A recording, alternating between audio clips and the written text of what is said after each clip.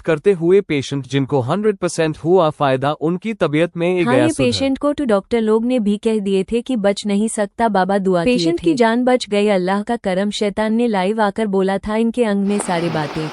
बाकी सब लोग इधर से ठहर सकते हो ना, तुम्हारी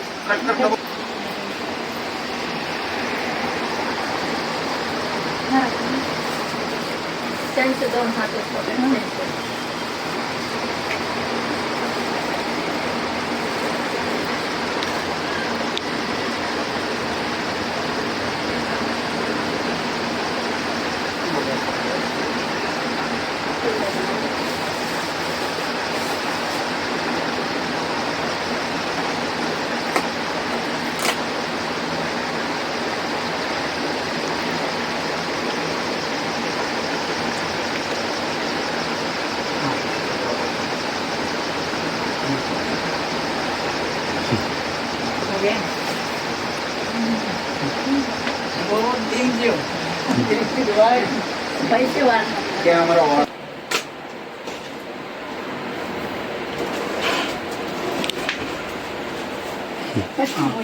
मेरे सामने खराब थी और उनके बचने के चांसेस इतने थे।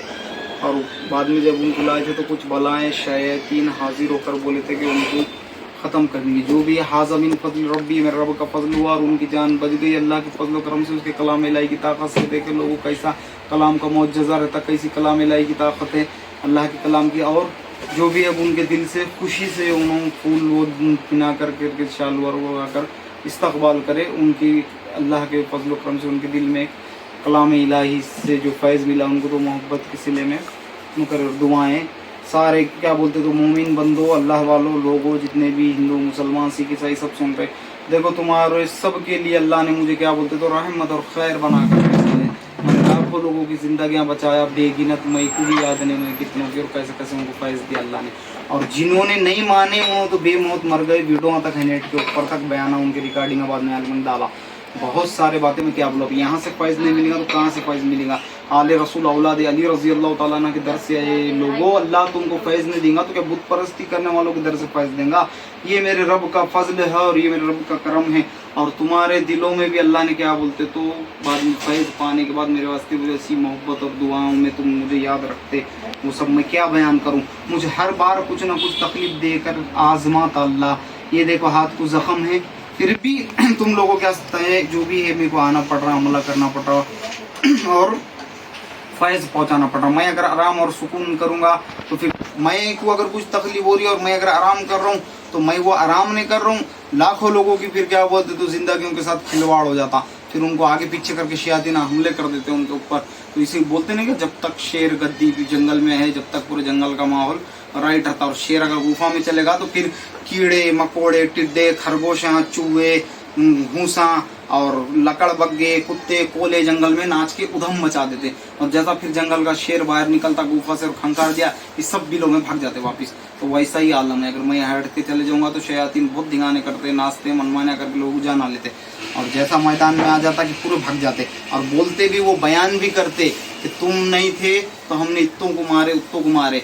वो बहुत राज है, बहुत सारे बातें में तुम क्या बोलो। अल्लाह कहने सुनने से ज़्यादा सबको अमल करने की तौफीक अता फरमाए। और लोगों इबादत की रस्सी को ज़्यादा से ज़्यादा थाम के रखो, इबादत तुम्हारी ढाल है और तुम इबादत नहीं करेंगे तो फिर बेमौत तुम मर जाएंगे। चाहे हिंदू हो, मुसलमान हो, सिख हो, ईसाई हो, कोई भी जात का इंसान हो, सब अल्लाह के बंदे हैं। और अल्लाह ने सबके वास्ते कुरान पाक को कलाम इलाही को रहमत और अजमत बना के उतारा। तुम कुरान को पढ़ नहीं सकते और तुमको समझ में नहीं आ रहा तो आजकल मोबाइल का दौर है, मोबाइल में तुम सुन सकते ना। हर कोई मेरी आवाज़ जो सुन रहा, हिंदू हो, मुसलमान हो, सिख हो, ईसाई हो, हर कोई जो भी है तो कुरान शरीफ को सुबह में सुनो और शाम में सुनो, 2 टाइम सुनो, कुछ दिन तक सुनो, देखो तुमको कितना फैज़ मिलता और देखो तुमको कितनी निगेटिविटीज दूर हो के तुम्हारे घरों से तुमको राहत मिलती, सुकून मिलता, बरकतें नाजिल होती उसके करम, अल्लाह के करम से, कलाम इलाही की बरकतों से। मैं तुमको क्या बोलूँ, मेरे को बोलने को अल्फाज नहीं है। देखो सुना करो, सूरह यासीन है, सूरह रहमान है, सूरह मुज़म्मिल है, सूरह जिन है, सूरह बकरा है, जो तुम बजा के सुन सकते सुनो, नहा धो के पाक साफ होके और सुबह सुबह खुशबू लगा कर। तो खुशबू अगरबत्ती इतर इसलिए लगाना है कि भाई खुशबू से रूहानी तरोताज़ा होती और बदबू से रूहानी को तकलीफ होती। और दूसरी बात क्या बोलते तो शयातीनों को भी मार पड़ती रूहानी इससे, खुशबू से वो भागते बेचैन होके कि क्या लगा दिया, कैसे लगा दिया।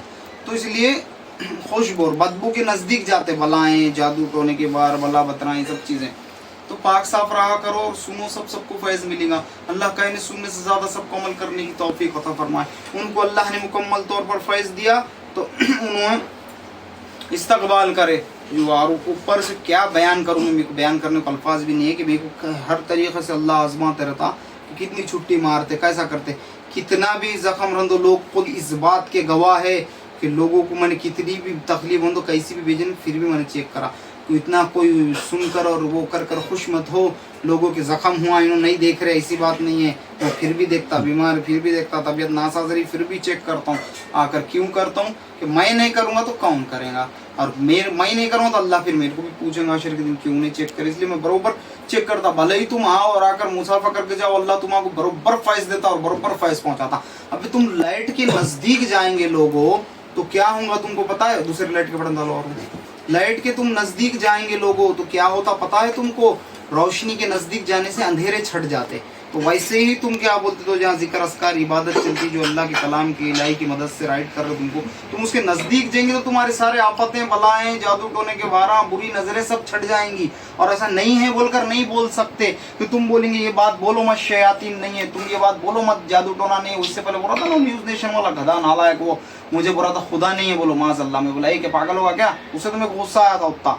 और उधर से आवाज़ मेरी कट कर रहे और उनकी सुना रहे, कटिंग छटिंग करके तुम गेम करके सुना रहे थे। क्योंकि वो जो लिए थे उन्होंने लाइव टेलीकास्ट बोल के सुबह में, दोपहर में 2 बजे लिए थे और रात में 11 बजे टेलीकास्ट करते। तो कितनी कटिंग छटिंग करे होंगे अंदर, सोचो। क्यों? खुदा कैसा नहीं है?